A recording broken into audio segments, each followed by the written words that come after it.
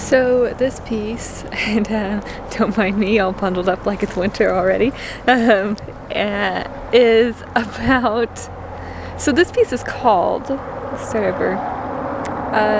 Shreds of reality where my sanity used to be, and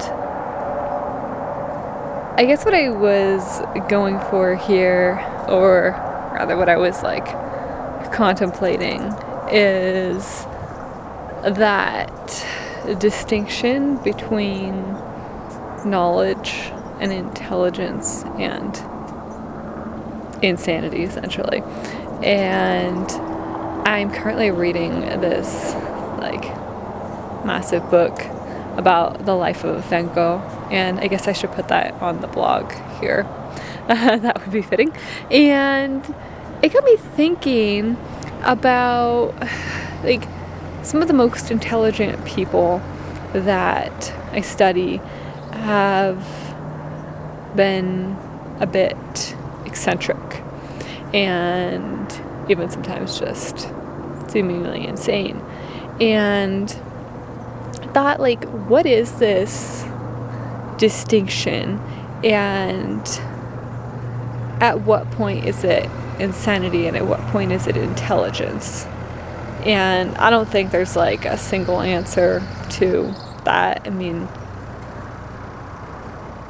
I guess I should like set the stage by saying, you know, as long as you're not like doing harm to anyone else, as long as you're doing things that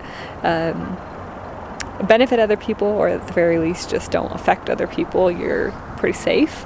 And if you're just writing, creating, you know, making art, things like that, like I don't really see how you can go wrong with that as long as you're not affecting other people in a negative way. And yeah, so with that as like a baseline there, I think that the reason for me, from like my understanding of why some of our like great thinkers of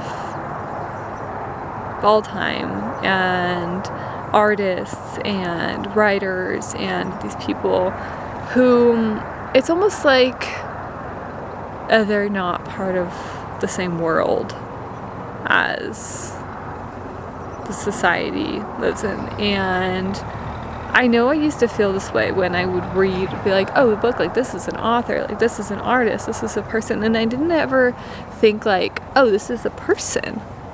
This is just another person. I didn't ever think like that when I was younger, and it was because it seemed like, yeah, like they were something special, and they are something. It is something special, but it seemed like it was something like outside of the realm of possibilities for me. And I mean, I don't know what I'm going to achieve within this lifetime, and if it's even going to be like noteworthy, like who knows, you know.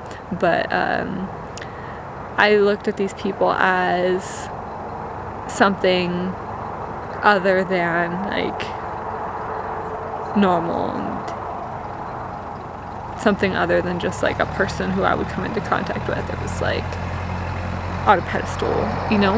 And I used to think like, oh, like creates these things, like how are things created? Like just the concept of creation was so foreign to me that it was just otherworldly. And now I feel like I exist a bit in this other world, although I am nowhere near like, you know, the authors that I read. Like Jorge Luis Borges is one of my favorite authors, and you know, I'm like nowhere near that level. And there's just so many people who I look up to, like authors and artists, like like Van Gogh, these paintings, and like there's so much, and so much that I aspire to. And I think that any one of us can choose to be in, or choice might not be the right word, but any one of us can feel a pull, into like an internal pull an internal just desire to either be within the society and roles that are created for us, or a desire to be on the creator side, who creates the roles, whether that is an author or a songwriter, or like Taylor Swift is like one of my favorite modern day examples of just like someone who just creates and is someone who is not bound by even the genres and norms that have been created before. Like someone who just says, I'm going to create, I'm going to express from my soul, like what wants to be created. And I think that like any one of us can go either way, and it's a bit of a choice, and it's a bit almost like predetermined destiny, but it's not in the sense of like, oh, I have to do this thing because I'm going to, like, because this is my life and I just have to do it. No, it's like a fulfilling of what your self, your, however you want to call it, your spirit, your soul, like your being, like not your being, like your physical being, but yourself, like your expression, your whatever it is that courses through your body that causes you to live, and that at the end of your life is no longer there, that whatever that is, that wants to be, and allowing that to be satisfied, I suppose, maybe a word we could use there. And the reason I think of it like this is because there are people who are like really just fulfilled by going into a role of a job, you know, teacher, nurse, anything that's created, landscape, or like anything. There are people who are fulfilled by entering into a role that has been created, and then there are people who are not. And also there are people who go into these roles and who just create something so beautiful and so unique through like their expression through that role. And even like authors and songwriters, like those are roles too. And I'm in a role too, like YouTubing, writing, I'm in a role as well. We're always kind of in a role, like there's never not something that's in a role. If you look hard enough, there's always something there.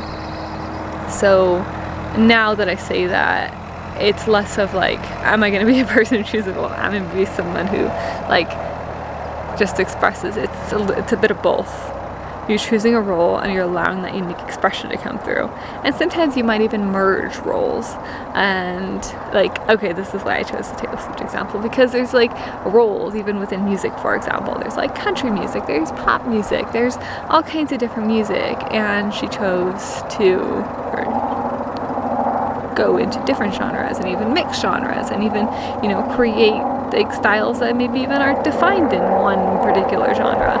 And I think that this is where it lies. So this is where we achieve our true expression, is when we allow ourselves to have some kind of a structure, some kind of a role.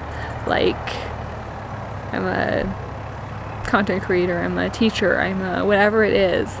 And then we allow ourselves also to be expressed through that. We allow ourselves to create, and we allow ourselves, this is important, is that we allow ourselves the opportunity to leave this role, to create something new, to branch out into other roles. And sometimes we'll find that we'll stay within that role and add in pieces. Sometimes we might leave entirely. And it's that, we're getting dark here now, you can just see the sun behind me. Let's shift. And it's important because even if we're like, man, I don't want to leave this, it's like, do I not want to leave this because of fear of like what's going to happen if I leave? this role and because it's safe, or is it because I genuinely like it here? Which if it's the latter, then there's nothing to fear, right? You'll stay right where you are. And I'm gonna move out of the sun because it's getting warm in this really warm coat out there. And even though it was chilly when we started. Okay, so, and that's important because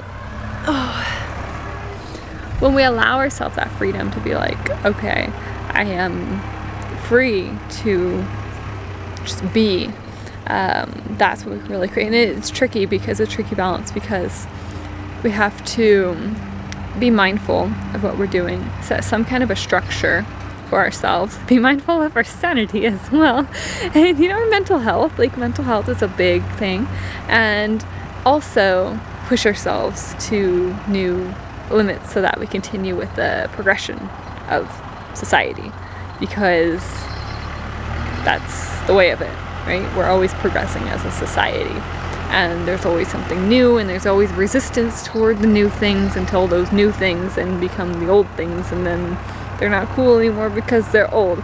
So no matter what, there's always change, and there's always going to be people who are going to be dissatisfied with something. And so what we can do is just simply focus on what's within, creating our lives the way we desire them to be, on the basis of what makes me happy to live, and how can I live, support myself, and how can I function in society, and how can I also just be happy. And I think it really is that simple, actually, if we are to narrow it down into how do I just be, is how do I find a way to be happy, to feel complete, content with my existence, even though some days are going to be more difficult than others, and that's the way that is. But how can I be happy with who I am and where I am in this moment, and with my life as a whole? And that'll look different for each person, and it'll balance out differently for each person based on what we need to do just simply to survive, and then what we enjoy doing, and how we can find some kind of a balance within our lives to move forward. And some of us will be on a path that'll just be more kind of even, as far as how much we do and change and have time for ourselves, and some of us will be on a path where we have more, and some of us will just be all over. And it just ultimately comes down to how can I live with myself. And so I hope that made sense to someone. I'm still wrapping my head around it, but I think it's fitting to go with the poem piece. That is a branch, that is not a bug or a snake. Okay, it's this little branch down here, and it was jumping up at me. And so I'll leave you guys on that note. And yeah, there's the poem on the blog, and I'll see you guys back here next time. Bye guys.